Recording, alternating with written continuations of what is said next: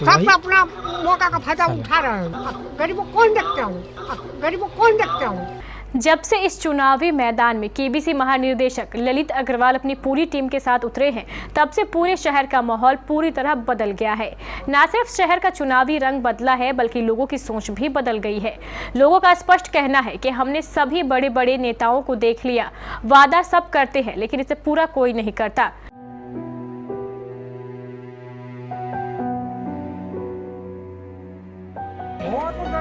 हम गाड़ी नहीं है, हमको गाड़ी कोई जरिया नहीं रहा, नेता हम क्या करेंगे बोलिए। सब अपना मौका का फायदा उठा रहे हैं। हाँ, गरीबों को कौन देखता है। तो यही बात अपना माला का है। गरीबों को कौन देखता है। हम लोग की पानी गड्ढा देख करके कौन छाप पे वोट दीजिएगा?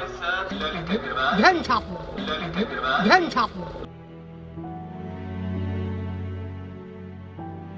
अब इसलिए सभी लोगों का कहना है कि केबीसी की मेयर प्रत्याशी ऋतु अग्रवाल कोई नेता नहीं है, चुनाव लड़ना भी इनकी कोई आदत नहीं है और ना ही ये कोई राजनीतिक दल से जुड़े हैं। इसलिए इस बार हम एक ऐसे प्रत्याशी को मेयर बनाएंगे जो सिर्फ और सिर्फ कटिहार का हो और सिर्फ कटिहार के लिए ही सोचे। अपने अभियान के दौरान लोगों ने केबीसी के महानिर्देशक ललित अग्रवाल को ये भी कहा है कि उन्हें एक ऐसा मेयर चाहिए जिस पर किसी तरह से कोई घोटाले का आरोप ना हो। इसको लेकर मतदाताओं ने यह भी कहा है कि केबीसी न्यूज चैनल शुरू से ही हमारी समस्याओं के लिए आवाज उठाता रहा है, इसलिए हमें पूरा विश्वास है कि इस बार हमारी समस्याओं को जड़ से खत्म किया जाएगा। इसी विश्वास को लेकर इस बार हम ईवीएम का 13वां बटन दबाकर ऋतु अग्रवाल को ही जीत दिलाएंगे। 3 को सर लिखा है तो पैकेज लिखो अब फीफा।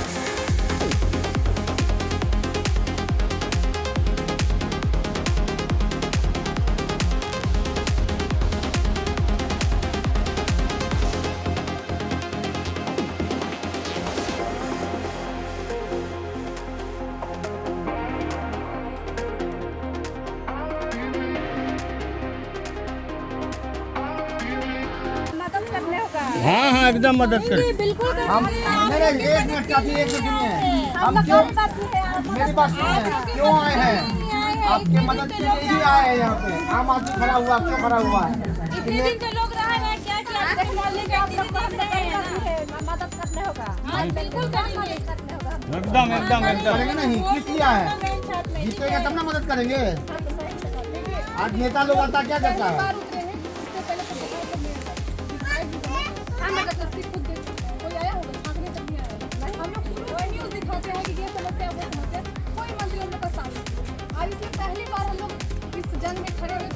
गारंटी कार्ड आज तक कोई दिया है? ऐसे लिख के कि हम क्या काम करेंगे? ये गारंटी कार्ड दे रहे हैं बाकायदा। इसके अनुसार 3 साल के भीतर आपके काम में प्रगति नहीं दिखाई दे रहा, काम हो रहा है मेरे यहाँ, तो आप हमसे इस्तीफा मांग लीजिए, हम इस्तीफा दे देंगे। लिखित गारंटी कोई भी आपको लिखित नहीं दिया होगा, बोल भी सकता है। खाली बोल के आया, वोट मांगा, चला गया।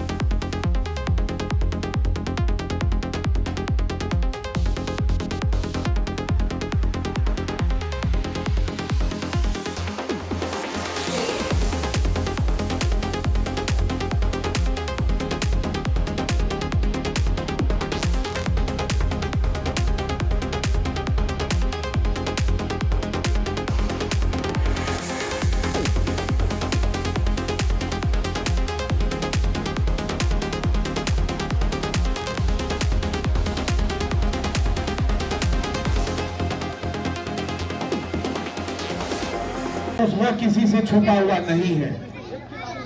तो ये ज्वलंत समस्या को लेकर के जब ये स्थानीय चुनाव हो रहा है, निकाय चुनाव हो रहा है, हम सबों से अपील कर रहे हैं कि सभी चुनाव नहीं है, ना ही ये जेडीयू का चुनाव है, ना ही ये आरजेडी से रिलेटेड चुनाव है, ना ही ये भाजपा का चुनाव है, यह स्थानीय हमारा आपका चुनाव है। हम बेहतर से बेहतर यह करके जा रहा है कि अगर हम जीत गए, हम जीतेंगे भी, हम सब जीत गए, मैं नहीं आप भी, हम सब जीत गए तो आपको एक साथ मेरी मोहल्ले का नक्शा बदल दिया जाएगा, कोई पहचान भी नहीं पाएगा कि 1 साल पहले शमशेरगंज ऐसा ही शमशेरगंज हुआ करता था। 1 साल के अंदर बदल नहीं लगता। आप लोगों ने 2 साल पहले यहाँ चचरी का पुल बनाया था, पानी पार करने के लिए बनाया था ना, हम लोगों ने केबीसी में उसको दिखाया था। जानते हैं इसका अंजाम क्या हुआ? बीजेपी के 2 नेताओं ने हम पर FIR कर दी, केस कर दिया हम लोग। हमने अब आपकी आवाज उठाई तो केस कर दिया, हमें कोई फर्क नहीं पड़ता है, हम पे केस करे, मुकदमा करे, मारपीट करे, जो भी कर रहा है करे। रितु अग्रवाल खड़ी हुई है, इसमें केबीसी महापरिवार की प्रत्याशी है, उसका ईवीएम में 13 नंबर है, भेन छाप है। भेन छाप जिसको लोग भेन गाड़ी भी कहते हैं, तो भेन गाड़ी भेन छाप मेयर छाप के मेयर के प्रत्याशी है। एक बात तो मैं आपको समझाना बहुत जरूरी है, वो मैं समझा देता हूँ। इस बार चुनाव जो 28 दिसंबर को होने वाला है ना, तो उसमें आपको 3 वोट देना है, मालूम है सबको। पहला वोट आपको वोट होगा, उसमें आपको 13वां नंबर बटन दबाना है। कौन सा नंबर? कौन सा? दूसरा केबिन में जाइएगा, लेकिन सिर्फ मेयर में आप ध्यान रखिएगा, 13 नंबर में दबाइएगा। और एक बात ध्यान रखिएगा, अगर मेयर आप हो गए, मैं हमारी टीम हुई तो आप हुए, अगर मेयर आप हो गए तो डिप्टी मेयर हुआ या ना हुआ, पार्षद हुआ नहीं हुआ, आपका भाग्य बदलने की ताकत मेयर में होती है और वो बदल के दिखा देगा, आप खुद बदल देंगे। हम एक और बात पूछे, नाला, सड़क, यहाँ की जो मुश्किल है, पीने का पानी और स्कूल, हेल्थ, इसके अलावा आप लोगों की उनका भविष्य बिगड़ जाता है। तो मैं आपसे ये वादा करके जा रहा हूँ, एक आम जनता की तरह, एक आम नागरिक की तरह, आपके भाई की तरह, एक मीडिया चैनल के द्वारा समस्या है तो आप मुझे बताएंगे, मैं आपकी समस्या को 1 साल के अंदर हल करने का दावा करके जा रहा हूँ। बस इतना ही मेरा कहना है। फकीर आलम, वार्ड नंबर 2 का मैं यहाँ पे मिस्टर ललित अग्रवाल जी और उनकी धर्मपत्नी ऋतु अग्रवाल जी और केबीसी न्यूज के सारे टीमों का हार्दिक अभिनंदन करता हूं। यह हमारे बीच में ललित अग्रवाल जी एक मकसद और इरादे के साथ आए हैं, जो उन्होंने हमारे कटिहार निगम के हालात और उनकी दुर्दशा को उन्होंने देखा, तो उनके दिलों में ये उम्मीद पैदा हुई कि हम अगर कटिहार वासी एक बार हमें मौका देंगे तो नगर की बिछड़ा और खराब है उस हालात को हम सुधारने की कोशिश करेंगे। मैं आपको बता दूं कि शमशेरगंज वार्ड नंबर 2 लगभग 20-25 साल से नगर में है, लेकिन इसकी दुर्दशा और इनकी हालत आपको बताने की जरूरत है नहीं। आप खुद भेड़िया रेखा से चलकर हमारी इस पवन धरती तक पहुंचे हैं तो आपको खुद मालूम हो चुका है कि नगर का जो सुविधा इस मोहल्ले और ग्रामवासियों को मिलना चाहिए, वो तमाम मतलब विकास और उन तमाम चीज़ों से ये बस्ती और मोहल्ला वंचित है। तो आपसे मैं यही निवेदन करूंगा कि अगर आपको नगर के तमाम भाई और बहनों और तमाम मतदाता अगर आपको 5 साल के लिए मौका देंगे तो आप तमाम मतदाताओं के उम्मीद पर खड़े उतरेंगे और जो नगर में विकास चाहिए वो विकास आप करके दिखाएंगे।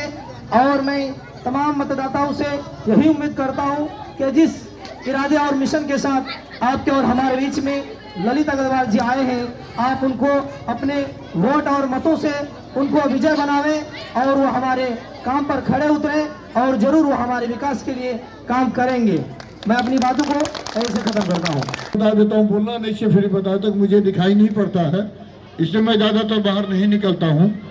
लेकिन इस चुनाव के दौरान मुझे लोगों के पास में जा रहा हूँ तो मुझे बहुत दुखद सब बातें सुनने को मिल रही है।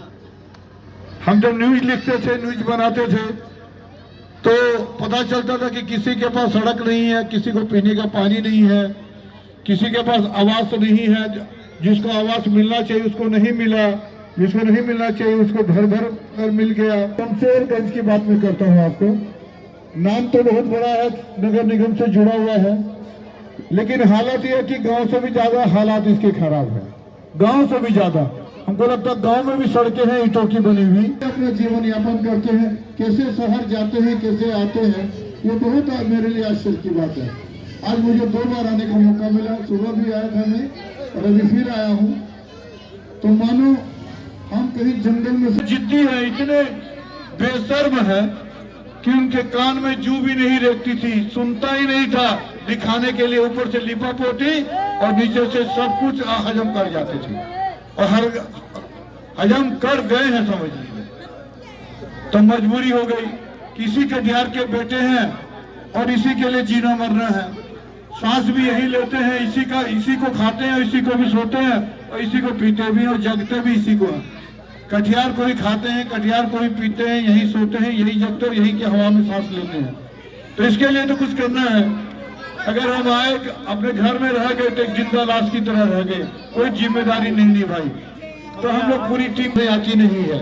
हम काम कर रहे हैं और काम करके दिखाएंगे, और ये हम आपसे वादा कर रहे हैं, वचन दे रहे हैं, और हम लोगों ने एक लिखित गारंटी कार्ड भी जारी किया। लिखित आज तक हिंदुस्तान के किसी भी पार्टी ने, किसी भी नेता ने घोषणा पत्र जारी किया होगा, संकल्प पत्र जारी कर दिया, लेकिन लिखित गारंटी किसी ने नहीं दी।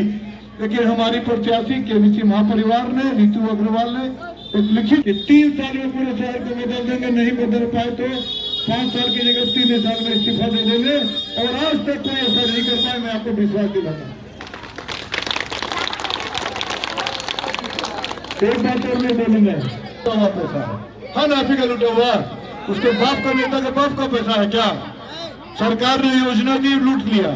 योजना किसके लिए थी? आपके लिए थी, गरीब के लिए थी, आम आदमी के लिए थी ना वो योजना, लेकिन लोगों ने लूट लिया आपका हक।